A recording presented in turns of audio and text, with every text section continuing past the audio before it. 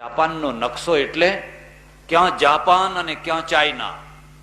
Japan કરતા 15-20 ગણું મોટું ચાઇના, જાપાન કરતા કેટલા ગણું મોટું રશિયા. જાપાને એવો ફૂંફાડો મારેલો ને આ રશિયા ને ચાઇના બેયને ધ્રુજાવી નાખેલા, ઠેઠ રંગૂન સુધી પહોંચેલું. અને બ્રિટિશરો ખખડી ગયેલા, બ્રિટિશરોએ કલકત્તા ખાલી કરવા માંડેલું, ઠેઠ રંગૂન સુધી પહોંચી ગયેલા. બાહોશ પ્રજા એટલે આજે એનો ઇતિહાસ છે. એના ઉપર બોમ્બ ઝીકાયા, અણુબોમ્બ નાખ્યા, હિરોશીમા નાગાસાકી ખતમ કરી નાખ્યા. પ્રજા ખતમ થઈ પ્રજા ખતમ. આજે દુનિયાની બાહોશમાં બાહોશ પ્રજા, દુનિયાની સુખીમાં સુખી પ્રજા, દુનિયાની એક પ્રામાણિકમાં પ્રામાણિક પ્રજા, દુનિયાની એક વ્યવસ્થિતમાં વ્યવસ્થિત પ્રજા, એટલી સ્વમાનવાળી પ્રજા.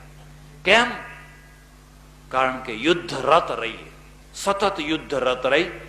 અને યુદ્ધરત રહેવાના કારણે એમાં ખુમારી પ્રગટે. માણસને ઢીલા મૂકી દો એટલે ખુમારી ખતમ થઈ જાય.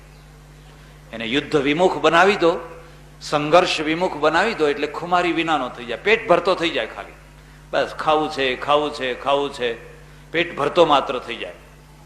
જાપાનનું સ્વમાન કેટલું એનો એક હું તમને દાખલો આપું, બનેલો દાખલો. જાપાનનો એક માણસ, આજે તો અમેરિકામાં ઘણું સારું થઈ ગયું, પણ 30-40 વર્ષ પહેલા અમેરિકામાં કલર બાર હતો. એટલે કલર રંગભેદ હતો. મને કોઈ હોટલમાં ના ઉતરવા દે, તમને કોઈ હોટલમાં ના ઉતરવા દે, મોટેલમાં ના ઉતરવા દે. હવે તો બિલકુલ બદલાઈ ગયું. એ સમયમાં જાપાનનો એક માણસ અમેરિકા ગયેલો અને એક હોટલમાં ઉતરેલો, બેગ મૂકી એના રૂમમાં, અને પછી કંઈક ફરવા ગયો. જ્યારે ફરીને આવ્યો ત્યારે એના મેનેજરે બેગ કાઉન્ટર આગળ મૂકી દીધેલી અને કહ્યું, સોરી, મારા બધા હોટલના બધા પ્રવાસીઓ વિરોધી થઈ ગયા છે, તમને અહીં નહીં ઉતરવા દઈએ. આ તો કલર બાર છે, હું ઈચ્છું છું કે તમે અહીં રહો, પણ મારા ગ્રાહકો બધા વિરોધી થઈ ગયા છે, એટલે મહેરબાની કરીને તમે બીજી હોટલમાં જતા રહો, કારણ કે આ હોટલમાં હવે હું રાખી શકું એમ વર્ણભેદ, કલર બાર. હવે પેલો જાપાનીઝ છે ને એ કે છે, કોઈ વાંધો નહીં, મને એક ફોન કરવા દેશો? કે આ ફોન છે, ફોન કરો ને, કશો વાંધો નહીં. એણે વોશિંગ્ટન ડીસીમાં એનો જે રાજદૂત એના દેશનો, એના રાજદૂતને ફોન કર્યો, મને રૂમ ખાલી કરાયો છે, મારી બેગ કાઉન્ટર આગળ મૂકી દીધી છે, અને મારે આ હોટલ ખાલી કરીને જવાનું છે, બોલો મારે શું કરવું? આ મારું અપમાન નથી, આ જાપાનનું અપમાન છે, બોલો મારે શું કરવું?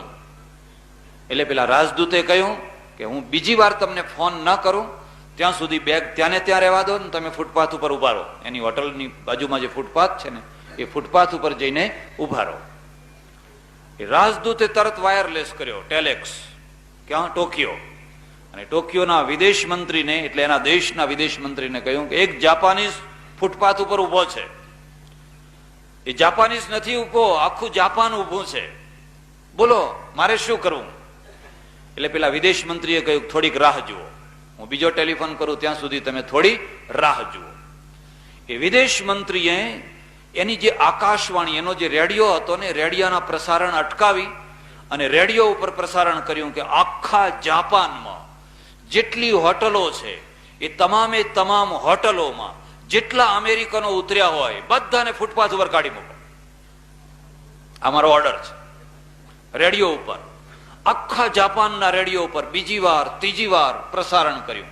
અને જાપાનીઝ પ્રજા, સંપીલી પ્રજા, બાહોશ પ્રજા, આવી ઠીંગણી પ્રજા દેખાવમાં જુઓ તો 5મી મિનિટે તો આખા જાપાનમાં જેટલા અમેરિકનો ઉતરેલા હોટલમાં બધાની બેગો રોડ ઉપર, ફૂટપાથ ઉપર. હાહાકાર મચી ગયો. એ અમેરિકનોએ એમના રાજદૂતને ફોન કર્યો કે અમને બધાને બહાર કાઢી મૂક્યા છે, અમારે શું કરવું? એણે વોશિંગ્ટનમાં પાછો ફોન કર્યો કે આ જાપાનમાં તો બધા અમેરિકનોને કાઢી મૂક્યા છે. અને અમેરિકાના વિદેશ મંત્રીએ એના રાજદૂતને ફોન કર્યો કે આ શું થઈ રહ્યું છે? એણે કહ્યું, મારો એક માણસ ફૂટપાથ ઉપર ઉભો છે, જો અમેરિકનોને જાપાનની હોટલમાં રહેવું હોય તો પહેલા મારા માણસને સન્માનપૂર્વક પાછા રૂમમાં લઈ જાઓ, તો અમેરિકાના માણસોને હોટલમાં રહેવા દઈશું. અને વિદેશ મંત્રીએ તરત જ પેલી હોટલવાળા ઉપર ફોન કર્યો કે માફી માગીને એને અંદર લઈ લો. એક અડધા કલાકમાં, આનું નામ શક્તિ કહેવાય. આનું નામ સંઘર્ષ કહેવાય. આપણે તો કે હવે કઈ નહીં ભાઈ, જાન બીજી હોટલમાં રહેજે ને ભાઈ, એક રાત કાઢવી છે એમાં કઈ વાત હતી, આ દેશને શું કામ ઉપાધિમાં મુકાવે છે. આપણે તો જીવવું જ છે ને, માત્ર જીવવું જ છે ને, જીવી ખાવું છે, બસ પેટ ભરવું છે ને જીવી ખાવું છે. પેલો મેનેજર ગઈ, માફી માંગી, માફ કરજો ભાઈ, તમને અન્યાય થયો, તમે ચાલો રૂમમાં, અને રૂમમાં તમને રાખીએ છીએ, જેટલા દિવસ રહેવું હોય એટલા દિવસ રહેજો. કેમ જાપાનીઝ પ્રજાએ આવું કાઠું કેમ કાઢ્યું? કારણ કે એના માઇન્ડની અંદર એક સંઘર્ષ છે. કયો સંઘર્ષ છે? ન્યાય મેળવવાનો સંઘર્ષ, સ્વમાનપૂર્વક અને સન્માનપૂર્વક જીવવાનો સંઘર્ષ. એકવાર પ્રજાને ઢીલી બનાવી દો, પોચી બનાવી દો, લૂઝ બનાવી દો, પછી માર ખાતી જ થઈ જવાની છે. પછી માર ખાતી થઈ જશે. એક પ્રજા કદી ઊંચી નહીં આવી શકે. એ તો જ્યારે જુઓ ત્યારે નાના માણસોથી મોટા માણસો માર ખાશે, થોડા માણસોથી ઘણા માણસો માર ખાશે, કારણ કે એ તો લૂઝ પ્રજા છે, દબાઈ ગયેલી પ્રજા.